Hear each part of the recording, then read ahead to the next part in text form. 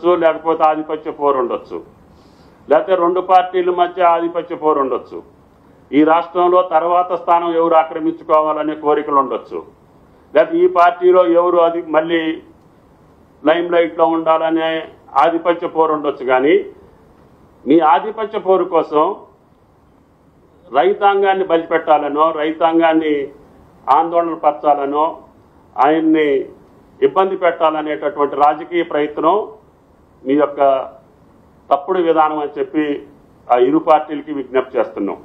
కాబట్టి దయచేసి మంచి పంట పండింది, దిగుబడి ఎక్కువ వచ్చింది, ఓపెన్ మార్కెట్లో మంచి ధర ఉంది, రైతుకు రూపాయి వచ్చే కాడ అమ్ముకునే అవకాశం ఇచ్చాము.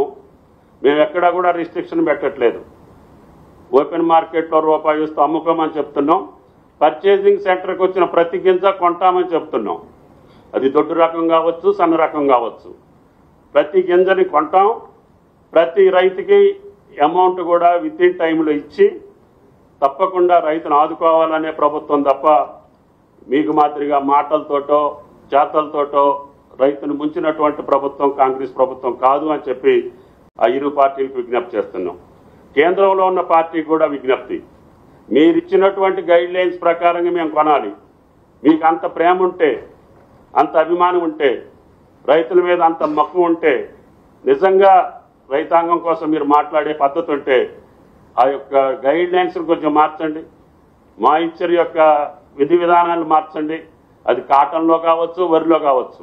ఆ ప్రయత్నం చేయకుండా అన్ని రాష్ట్రాల కంటే ఎక్కువ పంట పండించినటువంటి తెలంగాణ రైతుని ఈరోజు మీరు ఆగం చేయాలని ముందుకొస్తే అది మీ వినాశనానికి తప్ప వేరేది కాదు అని చెప్పి ఆ ఇరు పార్టీ నాయకులకి విజ్ఞప్తి చేస్తున్నాం. కాబట్టి దయచేసి ధాన్యం కొనుగోలులో కానీ, పత్తి కొనుగోలులో కానీ, పత్తి కూడా గతంలో కంటే బ్రహ్మాండంగా దిగుబడి తగ్గింది, కానీ కొనుగోలులో మాత్రం ఏమాత్రం కూడా అలక్ష్యం చేయకుండా గత 3 నెలలుగా CCIని ఇబ్బంది పెట్టి ఆ మంత్రి గారితో మాట్లాడి ఆ MDని ఇక్కడికి పిలిపించి 3 సార్లు తెలంగాణ పత్తిని మొత్తాన్ని కొనుగోలు చేసే ప్రయత్నం చేశాం. పెద్ద ఎత్తున పత్తి కొనుగోలు కూడా జరుగుతుంది. ఎక్కడైనా ఏదైనా టెక్నికల్గా సమస్య వస్తే రైతులకు కూడా మేము విజ్ఞప్తి చేశాం. దయచేసి మీకు ధర కావాలంటే మాయిశ్చర్ మెయింటైన్ చేసుకోండి, వాతావరణం కూడా మీకు అనుకూలంగా ఉంది, తప్పకుండా తెలంగాణ రైతాంగం పండించినటువంటి ప్రతి పంటని కొనుగోలు చేస్తామని చెప్పి విజ్ఞప్తి చేస్తూ, రాజకీయ పార్టీలు ఎప్పుడు కూడా రైతును బలిపశువు చేసే విధానానికి పాల్పడొద్దు. మీ రాజకీయ లక్ష్యాలు ఛేదించాలంటే వేరే మార్గాలు ఉంటాయి. ప్రభుత్వం వాస్తవంగా తప్పు చేస్తే మీ తప్పును మేము సర్దిద్దుకోవటానికి మేము సిద్ధంగా ఉన్నాం. కానీ ఇన్ని ప్రయత్నాలు చేసి దేశంలో ఎక్కడా లేనటువంటి విధంగా ఈనాడు వ్యవసాయ బడ్జెట్ని పెంచి సుమారు 47,000 కోట్లు, ఏ బడ్జెట్లో కూడా ఈ రాష్ట్రంలో, ఈ దేశంలో అంత పెద్ద మొత్తాన్ని కేటాయించినటువంటి రాష్ట్రం లేదు. అటువంటి రాష్ట్రాన్ని పట్టుకొని కష్టపడ్డటువంటి రైతుని మీరు కన్నీళ్లు పెట్టియాలని చెప్పో, లేకపోతే కృత్రిమమైనటువంటి కార్యక్రమాలు నిర్వహించి తాత్కాలికంగా మీరు శునకానందం పొందొచ్చు. అది మంచిది పద్ధతి కాదు రాజకీయ పార్టీలకి అని చెప్పి విజ్ఞప్తి చేయదలుచుకున్నాం. కాబట్టి దయచేసి మేము అన్నటువంటి ప్రతి మాట రైతుకు సంబంధించి 2 లక్షల రుణమాఫీ చెప్పాం.